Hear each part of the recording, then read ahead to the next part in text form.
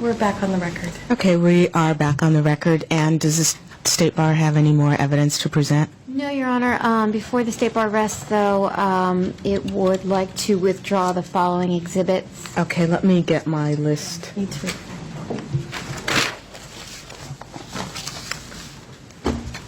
Just 1 second.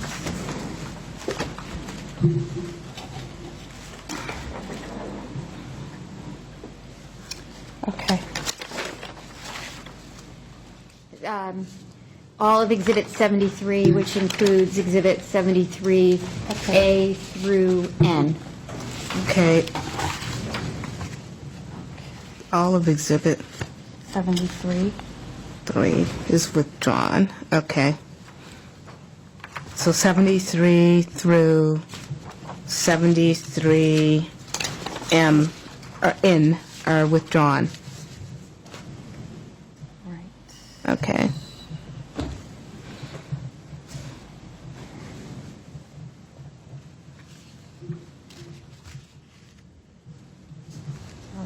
Okay.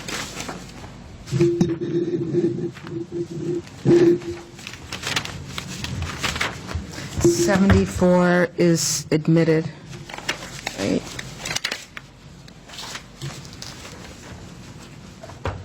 $74. I don't have that in yet. Okay. Are you asking about 74 or what? Actually, I thought I had that admitted, 74. Okay. I thought it was admitted, but I could be wrong, and it'll be admitted now. Okay.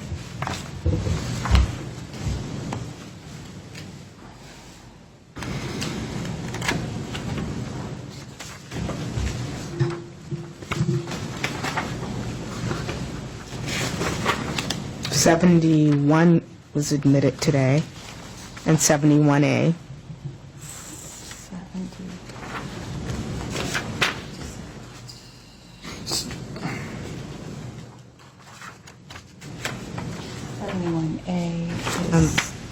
So, Your Honor, when we admit 74, that means we're admitting all this lab stuff? No, 74 is just the your status as a patent agent. Oh, okay. I'm sorry.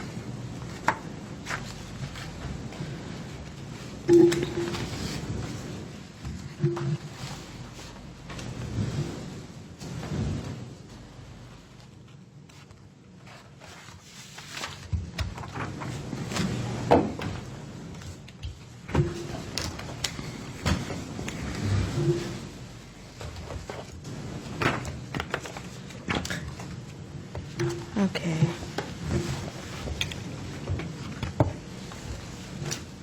So why don't we go over all the, there are a bunch of exhibits. I have other exhibits that are not admitted. Exactly. Why don't, let me, Okay. I have 13. That was, is that withdrawn? I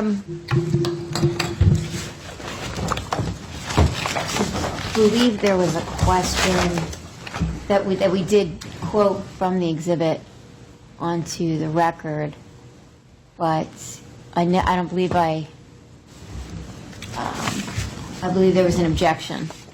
Okay, so it's withdrawn?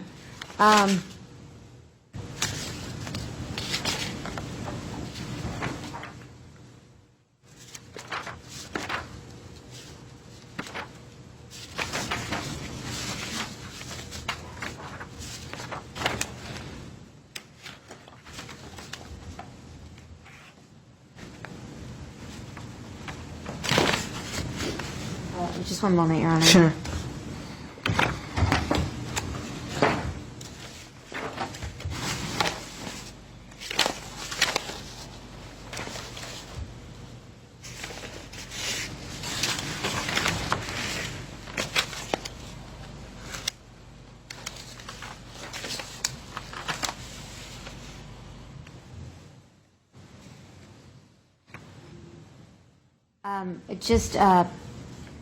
I would request to have page 37, lines 11 through 21.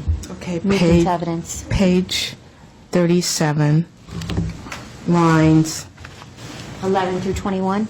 okay. Okay, that will be admitted.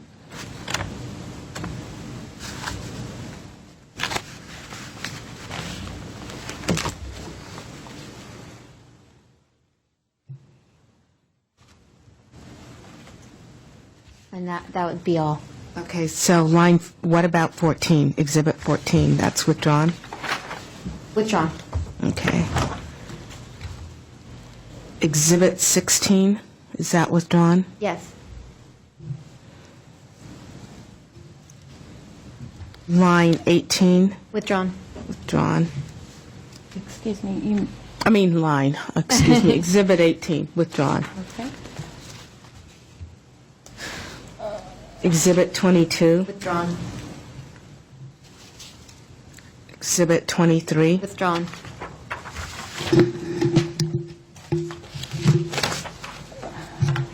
Exhibit 26, Withdrawn. withdrawn. Exhibit 27, Withdrawn. withdrawn. Exhibit 28, Withdrawn. Exhibit 30, Withdrawn. Exhibit 33, Withdrawn. withdrawn. Exhibit 34, Withdrawn. okay.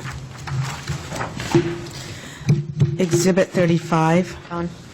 Exhibit 36. Withdrawn. Exhibit 42, Withdrawn. Exhibit 43, Withdrawn.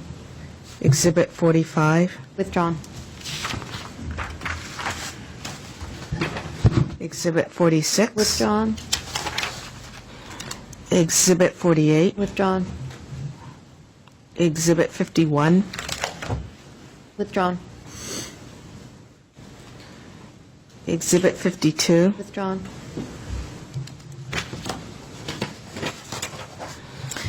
Your Honor, I would like to keep Exhibit 52 in, if possible. 52. You're going to have to introduce it. Okay. Right now, she's withdrawn it. If you want it in, you're going to have to introduce it yourself through your testimony, but, okay. Line 56. Excuse me, I don't know why I'm doing that. Exhibit 56. Withdrawn. Withdrawn. 50, no, excuse me. 64. I believe that was admitted. Yeah, I don't have it in. Okay, let me see. No. I was, that was the testimony on last Thursday with Bill Stevens and Lynn Thingvold. I thought I moved it into evidence, and there was no objection.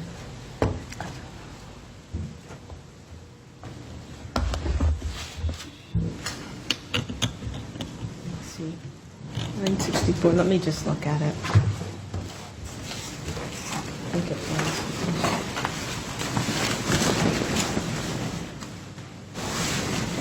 That was admitted.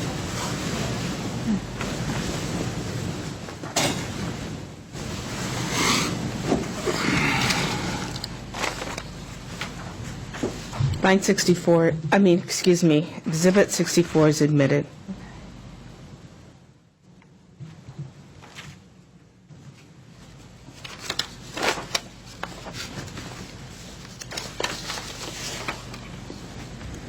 And that covers it.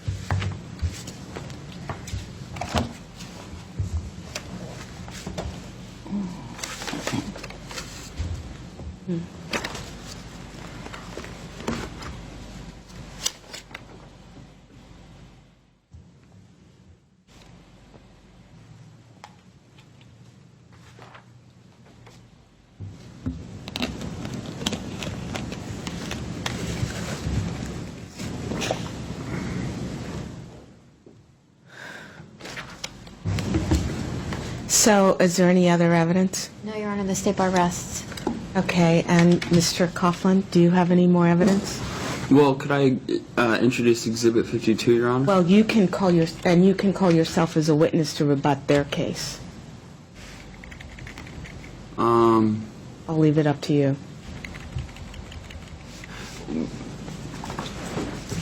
Can I ask, the exhibit with the letters of recommendation, and I'm trying to find the number right now, but is that something you can consider or be admitted, or do we just...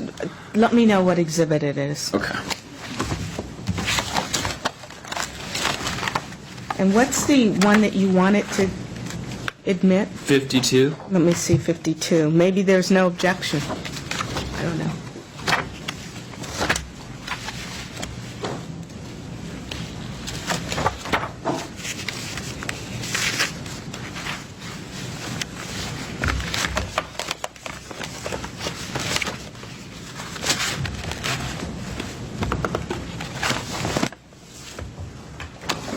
Exhibit 52, is there any objection? Just based on relevance, Your Honor, if he can lay a foundation for... Okay, so there is an objection? Yes. Okay. So you're going to have to put on testimony if you want it in. And are we calling lab people today, or is No, that... that's not part of her case. Okay, because you did say you were going to call Ms. Pulley at some point in the first 3 days of the trial? I don't know exactly what I said. What I did say, from what I understand, is that Ms. Poley, she may be a witness in this matter if necessary. But you're not calling her? No, I'm not.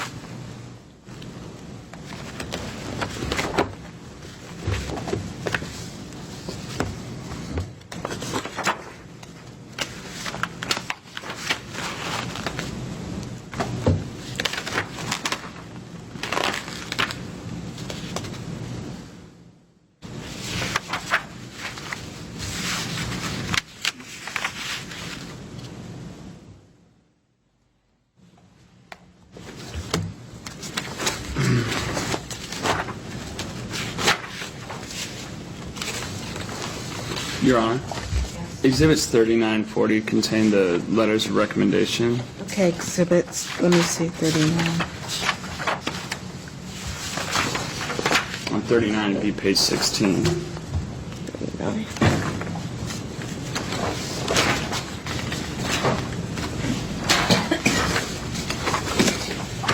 And I believe there was a hearsay objection. Yes, Your Honor.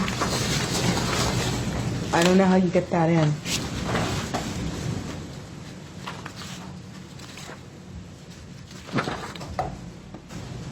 Without calling that person. Okay.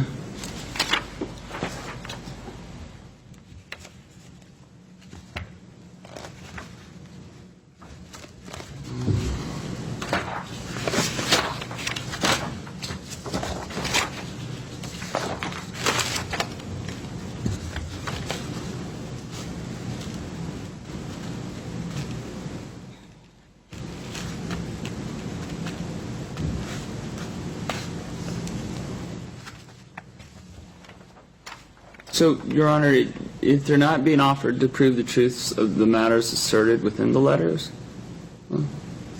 You just need to call, them as a witness. It's hearsay. She's entitled to cross-examine them.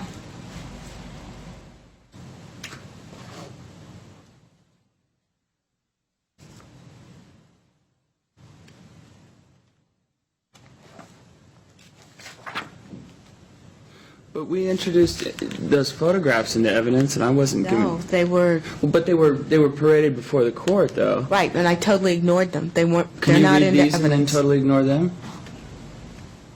Well, then what would be the point? I don't know. What's the point Okay. of showing them to the court, the photographs to the court? I'd at least like whatever chance she had by showing those to the court to have you read these and then try to ignore them as I've much. ignored them. I mean, I have read them. I've ignored them. I can't, You've read these? yes. You read all of these letters of record? There's I like looked at 7 of every them. exhibit that's here. Okay. But for instance, on Exhibit 40, page 35, that's a former state senator in Nevada who's worked with the State Bar of Nevada for 20 years. He's on their board. and That's he's- true, but you need to present them But you've in read order it, right? to be introduced as evidence. Okay. But you've read these letters. I've read the letters, but they cannot come into my consideration in terms of a decision in this Okay. case. Only evidence that's been admitted. Okay.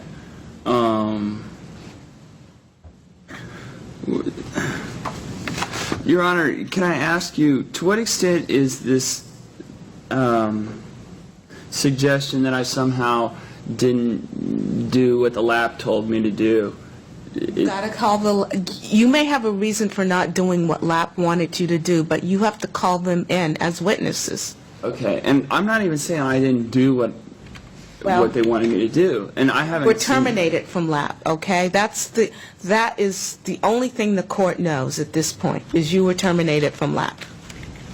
And that's why the committee could not make a recommendation to the Supreme Court of California that you be admitted as an attorney in the state of California. That's the only information I have. It all comes down to what LAP says? No, it comes down to what the committee has said about your failure to cooperate with LAP. That was a condition of you being admitted, And all they've said so far is is that that you were terminated. I was terminated. You were So terminated. we don't know what that could be for. Only the evidence that was introduced at the trial is what I'm taking into consideration. One, you were terminated. You did not. That's it. We don't know why, or we don't know if it's because I looked at them the wrong way, or if I failed 20 That's certainly drug something you tests, can or what. argue. You can put it, you can argue. But they're not showing anything to support that. So at this point, what's that worth? Determination. It's something that goes into consideration. But if we have no idea why I was terminated? You were terminated from LAP. A violation of the agreement you had, or the stipulation you had with the committee. Shouldn't part of the burden be that they have to show why I was terminated? It's your burden. You But at want, this point, they're rebutting my original right, so it's their burden, isn't it? no. It's a moral character case. You have the burden of presenting that you have good moral character. They rebut that. They've rebutted it. And now you, if you have witnesses, can rebut their rebuttal. Is there anything I need to rebut? Because did they prove anything about the Well, lab that's something termination? you, as an attorney, have to decide, Okay. as a person representing yourself. Have you made your case? Well, Have I they guess made what their I'm saying case? is, if I have, then I don't wish to waste your time by further. But that's something you have to do, Okay. which is one of the reasons why you should have had an attorney. I am an attorney, Your Honor. Okay. But you know what they say when you represent yourself. Well, I don't know if the person who came up with that saying ever got to be Believe part me, of in my this. practice, I've seen it, and I agree. Really? So you need to determine whether you've completed your case or not. And I did have an attorney, as a matter of fact. You know, the state bar's dragging this procedure out in concert with the lab program has kind of made it so that I don't have an attorney anymore. But I did have an attorney originally. Okay, well, you don't now, so let's make a decision. What do you want to do? I wish to put on testimony related to why I was terminated from the lab program. That's fine. You put yourself on. Okay, and part of that would be Exhibit 52. So should I deal with that now, or? You can deal with it if that's how you want to deal with it. But you need to put yourself on as a witness. Okay. I go up to the stand, right? And that's, you're putting yourself on as a witness. That's fine.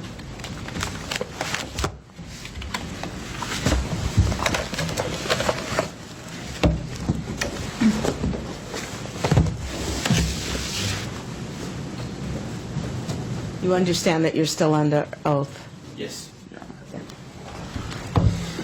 Okay.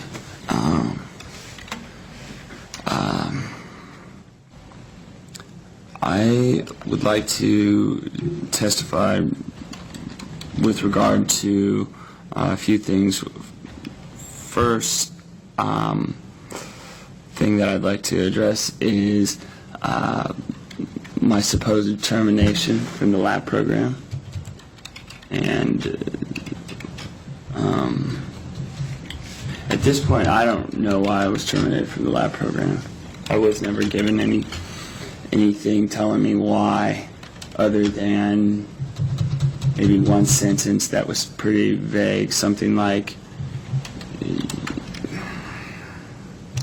you haven't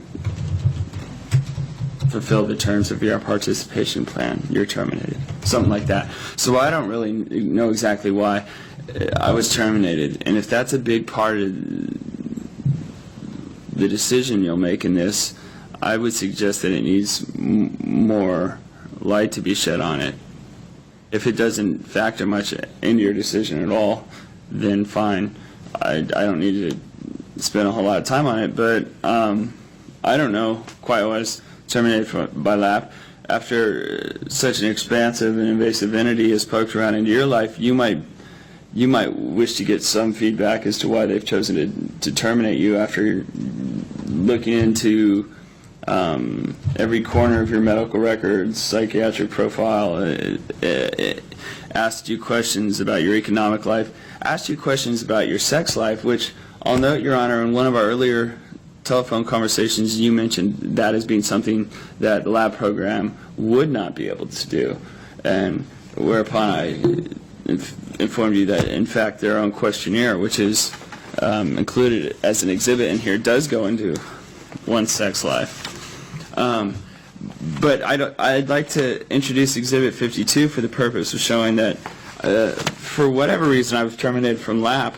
I'm not sure. But if LAP means to suggest that I didn't fulfill the terms of the participation plan as it relates to getting some sort of test done, I would submit Exhibit 52 to say that I made myself available to take any test that LAP asked me to take, and it was a failure on LAP's part to follow up with regard to whatever part of the participation plan that they feel that I didn't fulfill, and give me an opportunity to fulfill it.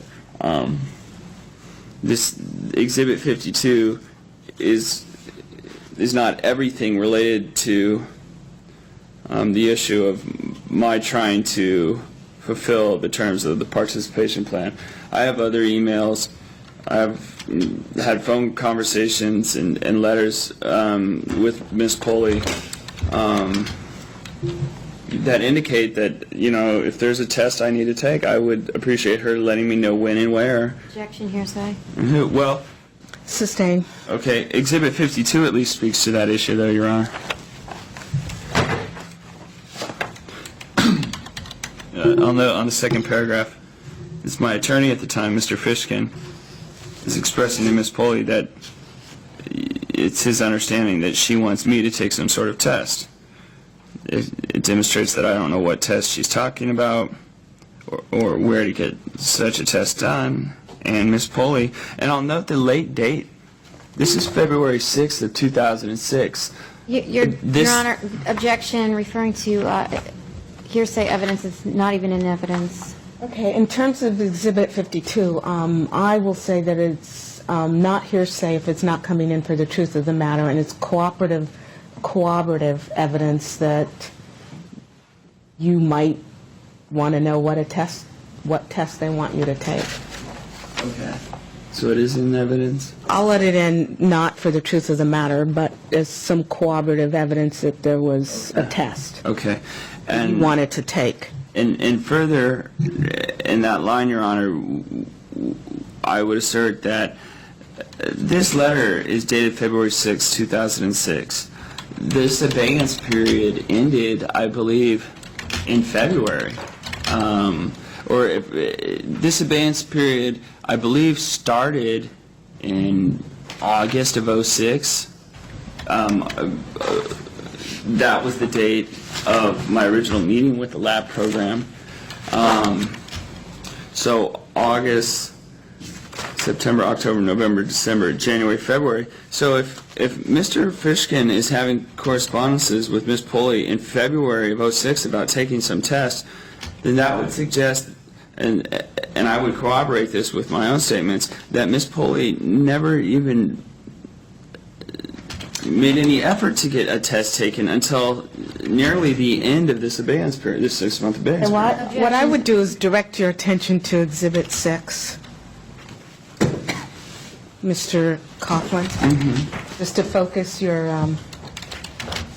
direct examination. That one page in Exhibit 6? Yes. Okay.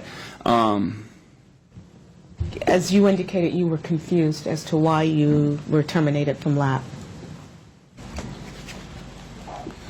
The LAP Evaluation Committee, to read from Exhibit 6, has determined that you have not successfully complied with their recommendations and appeared not to have gained insight regarding your alcohol abuse. In addition, your participation in the LAP has been terminated.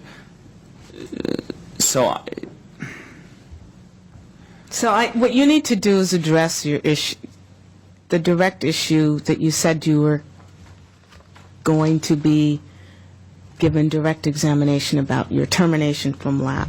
And that's what I'm saying is I don't know why I was terminated from LAP, and I don't know that you could figure that out just from this letter alone. And I believe this letter alone is all that I got myself after 3 years of dealing with the LAP program and spending a lot of money to jump through different hoops that they required, and having my medical care criticized severely in the face of me providing them with like 30 pages of AA sheets, having a radiologist and a psychologist question Objection here, sir. the care provider.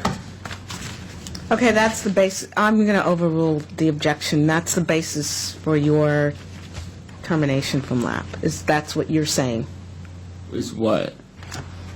You didn't like the report from a radiologist? No, what I like and what I don't like, I don't think I'm just decides whether I'm suggesting that you terminated. focus in on what you said you were putting yourself on the stand for in terms of direct examination, your termination from LAP. Right, and I'm saying I don't know why I was terminated from LAP. Okay, so what's the next evidence you want to So put in? I'm asking you to take a look at Exhibit 6, and It's in evidence. I looked Okay. at it. and from Exhibit 6, I still don't know why I was terminated from LAP. Okay. I will say that I don't believe I received anything beyond Exhibit 6 to tell me why I was terminated from LAP. And so it's kind of hard to address why I was terminated from LAP. You know what I mean? Yes. Because I'm not being told why.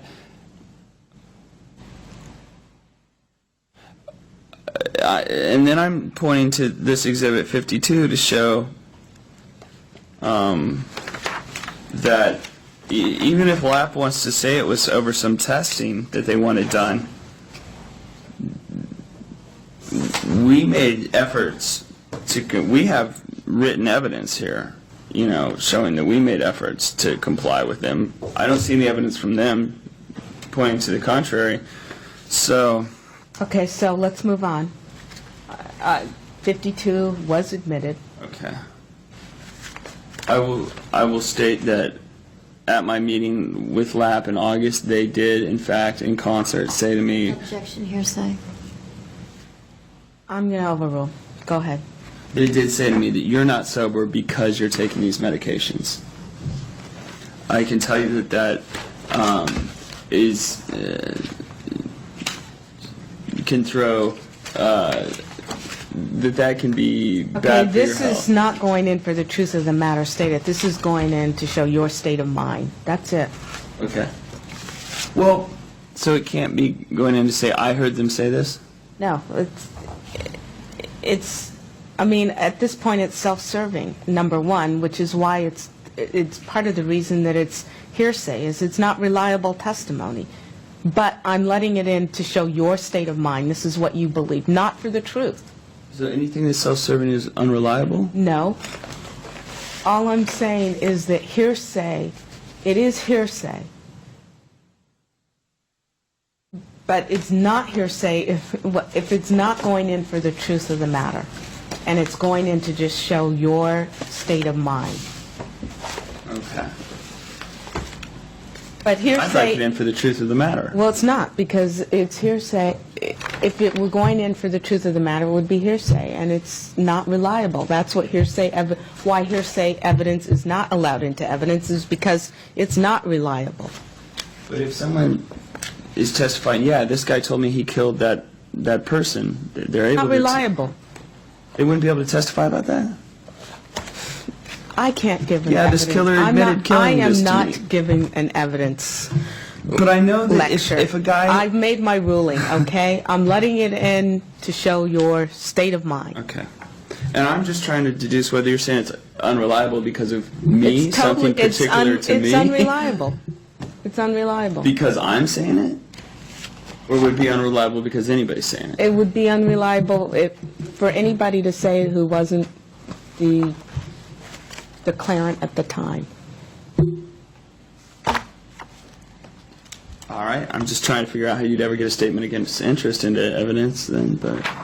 Well, this isn't a statement against interest. I said it's self-serving.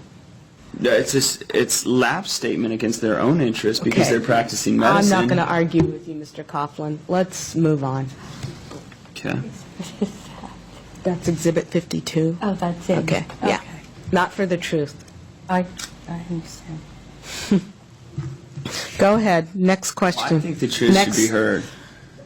And the truth about that is that they're jeopardizing people's health care by being so brash and blunt relevance. with their approach. Okay, I'm going to let it in as that's what you thought.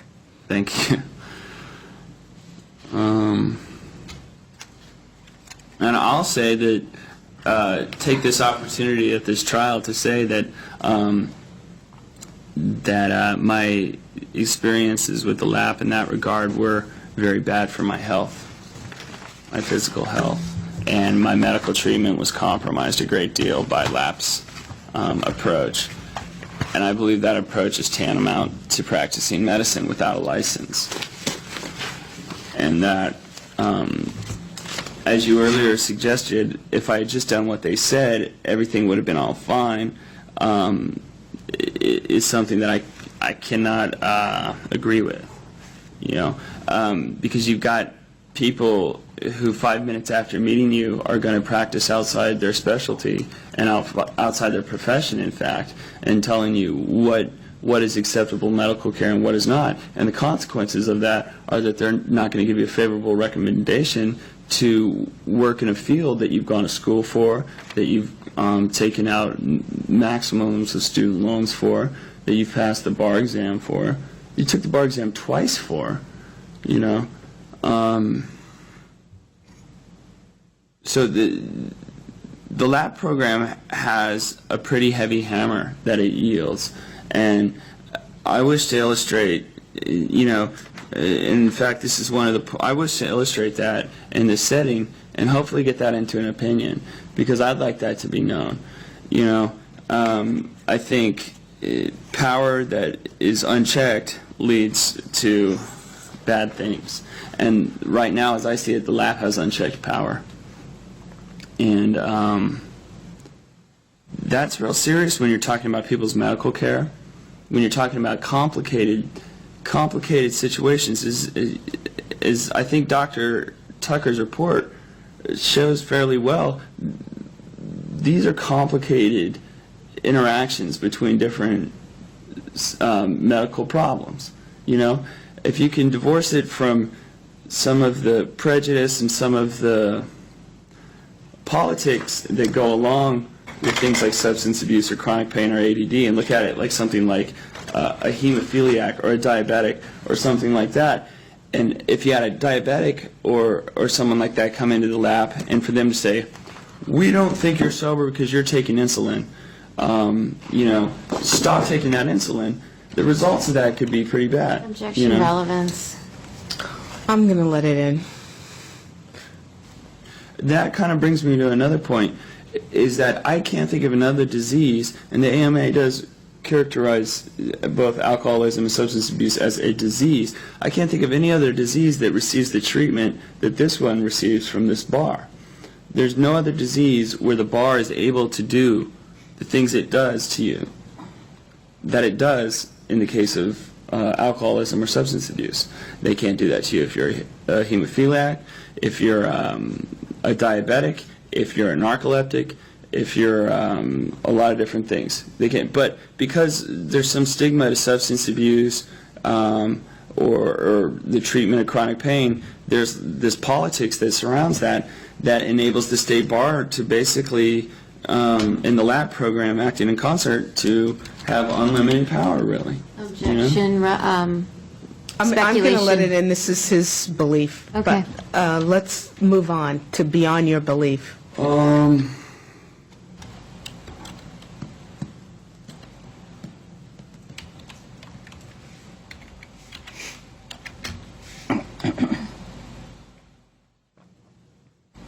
I would just say, in a lot of these letters that we're not admitting into evidence, these letters aren't really purporting to say anything of truth. It's just giving these people's general, this guy's, someone who I could hire, something like that. It's not saying, we saw this guy do this at this date. So I don't know why there's this great need to impeach these letters or to cross-examine these letters. They're not going in.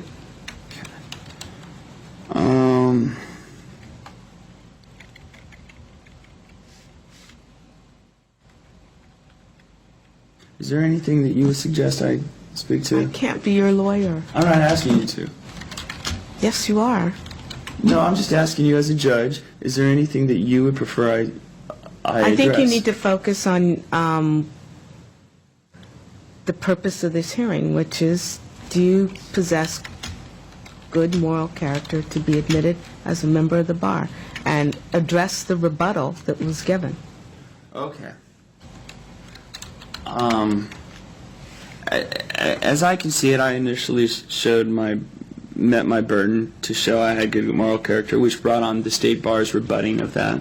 And the State Bar's rebutting of that consisted of testimony directed to whether or not I was a patent agent or attorney. But, I mean, let me just put it this way. What you're doing now is really kind of getting into argument. What we need is direct examination. Okay. Then I guess I probably don't have much to offer, Your Honor. Okay, so are you resting at this point? Yes, Your Honor. Okay.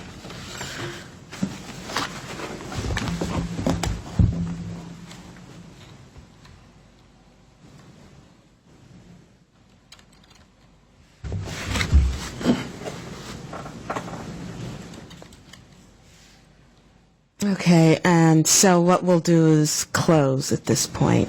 And Mr. Coughlin, you need to go first in terms of your argument. All right. Thank you, Your Honor. I'm just going to have a real short argument, Your Honor. I think you've had an opportunity to see everything about this case, and I don't know that there's anything I could add at this point that would change what you've heard about this case. Well, let me just kind of focus your attention. Good moral character encompasses honesty, fairness, candor, trustworthiness, observance of fiduciary responsibility, respect for and obedience to the laws of the state, and respect for the rights of others and for the judicial process. And that's what you need to address. And that means what you would have to do is look at what the State Bar has presented in terms of rebutting those characteristics, and that is the academic dishonesty investigation, your conduct at the University of Nevada, Las Vegas Law School, your misrepresentations in terms of employment history, your termination from the law firm of Schuring, Zimmerman, and Scully, your U.S. Patent and Trademark Office, and your substance abuse, material omissions in terms of what you didn't report to the State Bar on page 12, to report all failures to appear, not reported, civil judgments and defaults, not reported, financial obligations, not reported, address history, not reported. That's their information in terms of your failure to prove rehabilitation, good moral character. So you need to address those issues in your closing argument. So if you could proceed with your closing argument. Yes, right. I think I've given you enough in terms of... So now I can argue. Yes. Okay. What you need to focus in on. Okay. I'm just trying to look. 1 second here.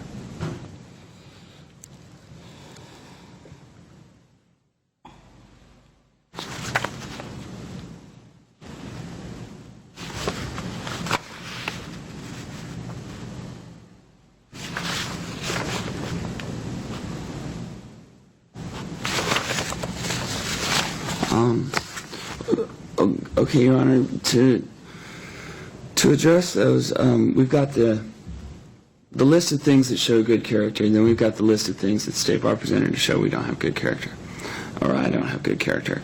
I want to talk about those first, the things showing that I don't have good character. Because really, in reality, we don't really even get into this list ever until we get into this list in this process. That is, the overwhelming majority of applicants really don't do anything to show they have good character besides not have this list, you know? And it's only once you have a list of these things that you have to maybe go above and beyond that, as I understand it. Beyond just not having the list, you have to now become a community leader and have community service activities and be of the highest repute. So to start with this list, as I understand it, includes the issue about whether I'm a patent attorney or agent. It seemed that you pretty much threw that issue out, or said that it's not overwhelmingly supportive of anything. So I'm not really going to speak to that, because I think it's a non-issue at best, unless you would suggest otherwise. But I'd rather move on to my misstatements about my employment history, which, as I understand it, speaks to whether or not I worked at the law library for 6 months or less or more. And I would say that from the testimony offered, it's still not clear whether I did work there for more or less than 6 months. We still haven't established that. And I'd also say, well, let's say I worked there 6 months in 1 day. Is that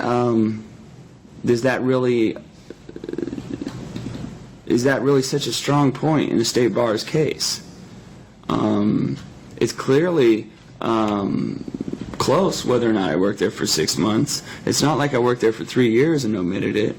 I don't think there's any question that it's not law-related employment. It's a job as a clerk at a library. It's not law-related. I'm not, researching anything for any partners. I'm not even filing anything for any attorneys or any legal entity. So I don't see denying someone a law license based on that.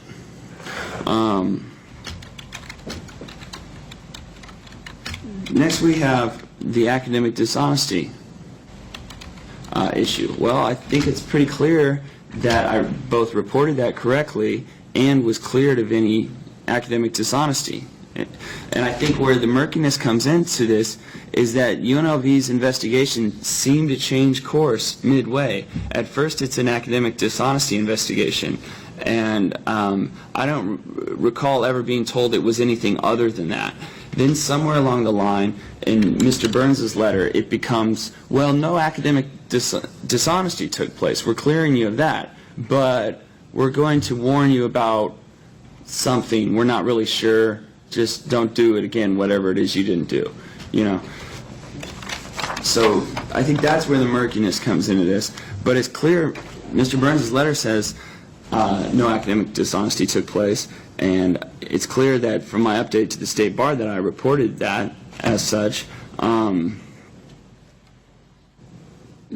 So, I don't see what the State Bar is resting its case on with that issue.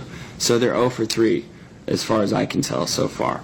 The next issue, and these are their chief, these first 3 were the chief transgressions that the State Bar was leading with, highlighting in their case, and all 3 have fallen flat. So the ones that come after these 3 are even lesser, of lesser importance. With regard to not fulfilling, I believe the language about the LAP program that the State Bar gave was that I hadn't gained insight, according to the LAP, and that I hadn't taken them up on their recommendations. It's always interesting with the LAP. You get it's such a strange kind of reality. You get words like recommendations, but they come with consequences that make them far from recommendations. So it's kind of, you know, it's like, no, you can't be a lawyer because you didn't follow our recommendation. Why not just say it's your requirement? It's like saying it's a confidential program.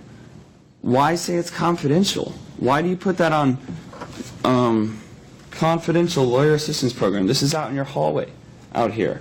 You know, this program is confidential. Confidential. It says that again and again and again. I don't see how it's confidential. I've had areas of my life trotted out before this court and otherwise that I wouldn't have ever imagined would happen, you know. So to say it's confidential would seem to support undermining the public's trust in the LAP program. I think the LAP needs to be straight about what it's doing. You know, otherwise people are going to, it's like I said in my pretrial statement, it's fostering an atmosphere of secrecy and just a lot of shame. It's a shame-based approach, I've noticed, and I don't think it's conducive to recovery. Granted, it's not an easy problem in our society dealing with recovery as it relates to professionals specifically. So, you know, I'd have to temper any criticism I have of the LAP with that statement that, yes, it's a hard problem. Far be it from me to act like I know how to deal with it exactly, but I can say that I feel as someone who's gone through this process that I have some ability to describe what my experience was like.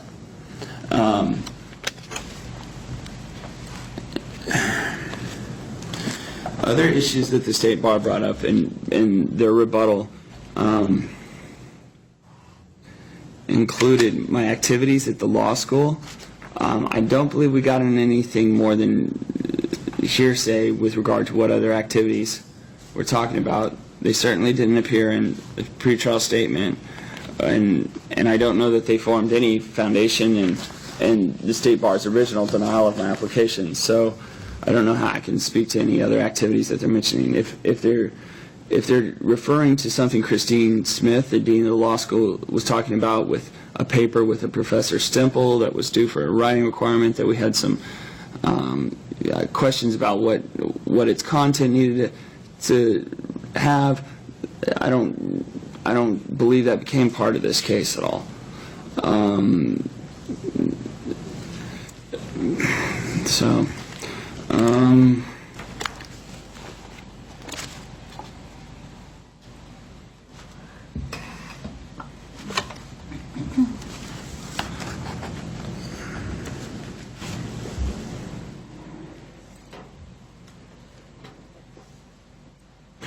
I know when we're talking about whether or not I did what the lab program asked me to do, Your Honor, I note that my experiences with the lab program, to give you some context, is that I provided them with several hundred signature pages showing I had gone to AA. This 3-page letter from an attorney, AA sponsor I had, this Kelly Tesselin letter, included in Exhibit 39, page 37, and a number of other materials to demonstrate where my recovery was at. After about a year and a half of back and forth over whether or not the lab program can get my medical records, it was decided that they can get my medical records to monitor my recovery from alcohol abuse. They're able to go in and get whatever medical records they want. So once they got those, at my initial face-to-face meeting with lab, that's where a radiologist gave me his pain management and psychiatric opinion on ADD and chronic pain treatment. That's also where the lab program gave me their treatment plan for me for the next 6 months during my evaluation period. Object to this on the basis that it's not in evidence? I'm going to sustain the objection. Okay. Right now I'm arguing with respect to... But you only can argue what's in evidence. Okay. The lab program required that I attend a recovery activity once a day for 180 days straight and gather proof of that. In commenting on whether or not I took LAP up on their recommendations or fulfilled the terms of the evaluation plan or gained insight, I'm showing that not only did I go to a recovery activity once a day for 180 days straight, that's 6 months, no Sundays off. They want you to go to an AA meeting 7 days a week for 6 months, despite the fact that you've already shown them several hundred slips of AA meetings and activity and recovery. Same objection, Your Honor. Well, I think the information what exhibit are we referring to? Well, I need to see if it's in evidence. I think it did come into evidence. It's part of the LAP's evaluation plan. No, I think it's part of another exhibit. The signatures, Your Honor? Yes. That's part of Exhibit 3. Okay, and Exhibit 3 was admitted into evidence. Right, but what I'm objecting to specifically is the 100 meetings and 180 meetings in 180 days. There's been Well, there are the signature pages that he went to the meetings. Okay, so... But there's actual pages from LAP saying, here's your evaluation plan. For the next 6 months, you have to do all these things. And it's like 3 pages of stuff. And I had to get it notarized. And I had to do this several times. Okay.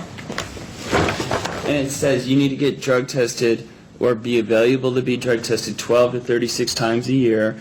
And it's all these, it's like this 14-point evaluation plan. So if I'm terminated from the lab program, I would imagine it would need to be for violating one of these 14 points. And I'm addressing these 14 points by showing you not only have I gathered these signatures, not only has Exhibit 52 shown you that we've made ourselves available for whatever test that Ms. Poley wanted me to take in her very late in the day request or correspondence about getting a test done in February for an abeyance agreement that ends in February. The meeting lists also speak to going to the Lawyers Concerned for Lawyers meeting once a week, the Nevada bar's analog to the LAP program or the other bar. So I don't know, at what point in that evaluation plan did I not meet those terms? Okay, that's your argument. So let's go on. Okay. Let's move on. I haven't been able to locate the pretrial statement, and I think that would be beneficial for addressing all the issues you highlighted. And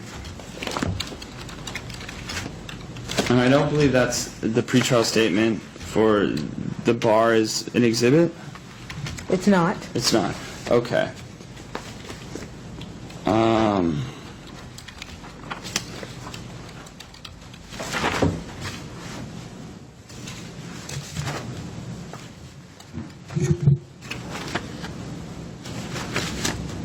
Oh, here it is.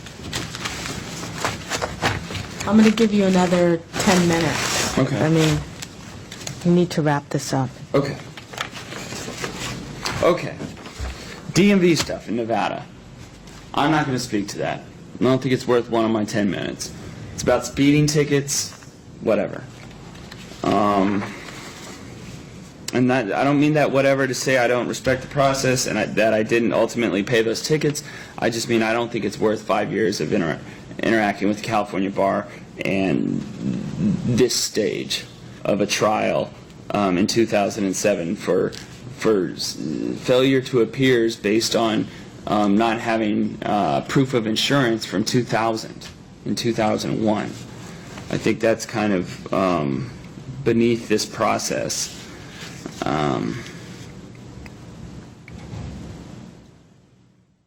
Civil cases, judgments, and defaults related to the River Arms and the Unishippers. I don't have anything new to add on that. I admitted to certain things. I said I could have done some things better, and I was uncertain on certain things.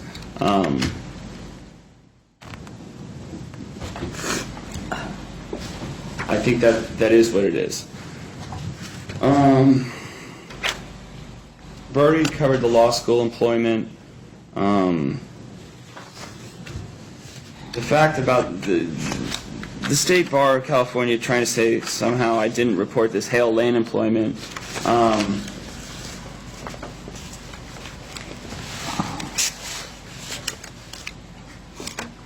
Until it doesn't say when, but the State Bar certainly had knowledge of my employment at Hale Lane, as did the lab program, as demonstrated by return addresses and letterheads throughout these exhibits.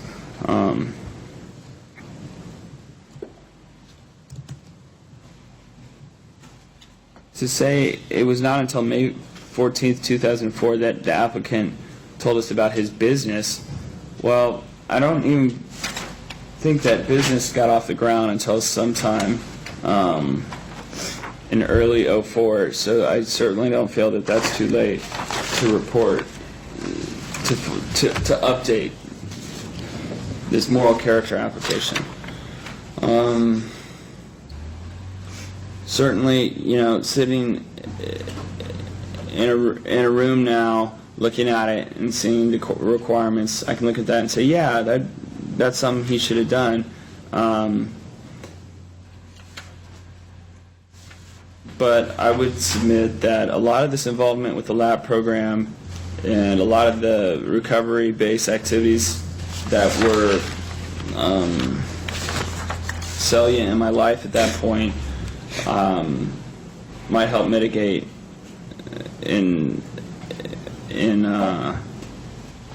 the transgression that is not reporting something like having a business until a couple months after you started the business. I'm not going to comment on my address history. I don't see where that deserves as much respect as it's being given by the California Bar with regard to what they're resting their case on.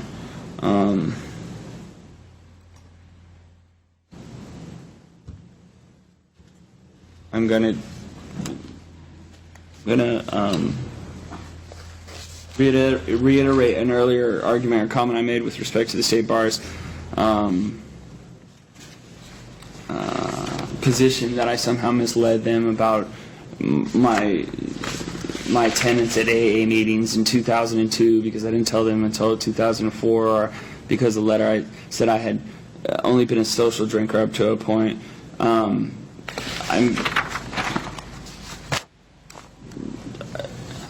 To me, this is so obvious, but I don't know how obvious it is to people who haven't lived through it. But you certainly don't become a member of AA overnight, and you don't become sure you're a member of AA and that you're going to stop drinking or what have you, and then the next week report that to the California bar and just be that's not how it works. And the bar's statements in this regard, which speak to Mr. Coughlin having misled us by saying he was a social drinker, whereas later on he told us he had attended AA meetings in 2002, I think just kind of serves to show that the bar could use some maybe sensitivity training, or maybe just some overall exposure to recovery. Alcoholism and substance abuse is a pretty big problem in our society, and it represents alcoholism alone, I think, is like the third biggest killer, or death due to alcoholism or recovery from.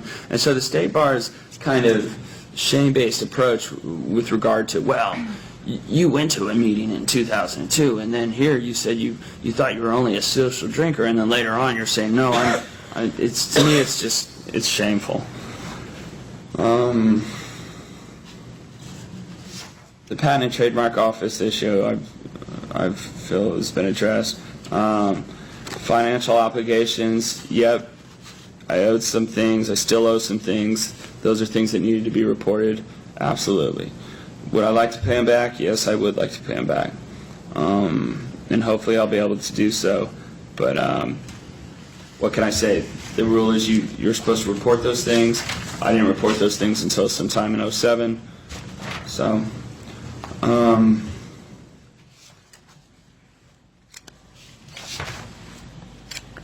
now with regard to misrepresentations related to my conviction for a dry reckless, I don't know that I misrepresented anything. The bar's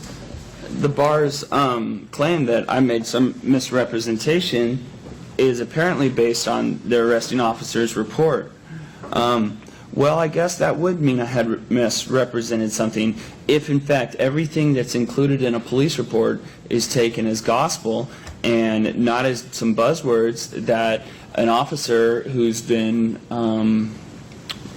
Hey, you have 5 more minutes. Celebrated 5 times by MAD and given out some 3,000 or 6,000 DUIs in an 11-year period. There's not. I didn't even know. There's hardly that many days in an 11-year period to give out that many DUIs.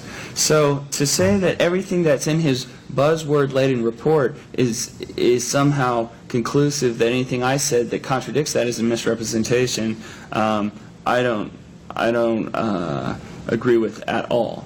That's like saying everything a prosecutor says is true. And I think anybody who's witnessed some of these trials would know that that's not true.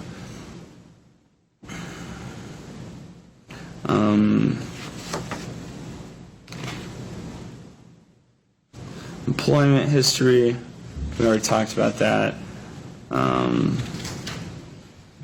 Scholastic discipline, we went into this thing about the computer. I really don't know what to say about that. I reported it. It's in my application, the language about it. To me, now it's all coming down to, well, how many feet did you move this computer into the same room that it was already in?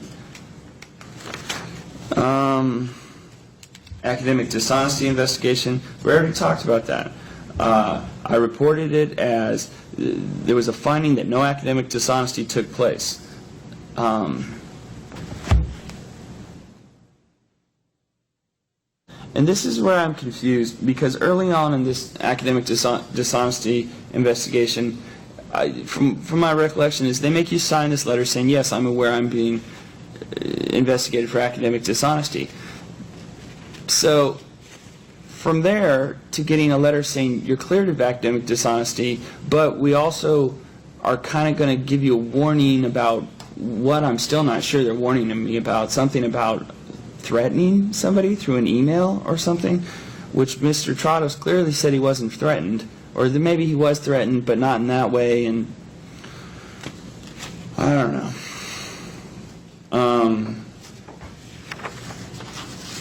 Candor, my refusal to answer questions. You might refuse to answer questions, too, if someone was trying to hijack your medical care 5 minutes after meeting you and dangling your career as a carrot or wielding not having a career as a hammer to get across their own political agenda, which is, frankly, laden with religiosism and a real old-school hardline approach to the treatment of substance abuse as it relates to chronic pain or ADD from people who don't even practice in that field, who want to. It's just shameful. It's like a bankruptcy judge coming in wanting to do death penalty cases or something 5 minutes after deciding he wanted to do that, or.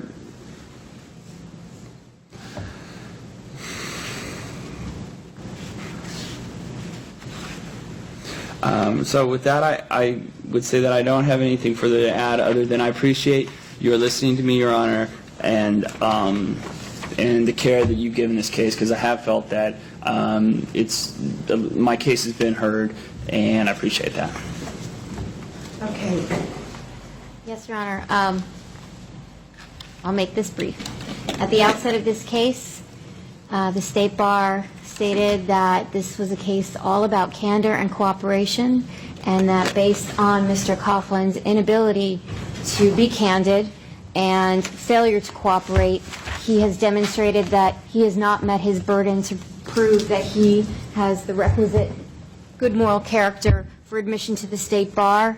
The State Bar has admitted evidence, unrebutted evidence of many omissions from the original application, failures to update the original application, as well as glaring misrepresentations regarding the information that Mr. Coughlin did provide, and specifically with respect to his arrest in 2001 after the movie theater incident, his DUI in 2003, his law school discipline, including the academic dishonesty investigation and the computer, movement of the computer, as well as his substance abuse and his termination from the Shuring law firm.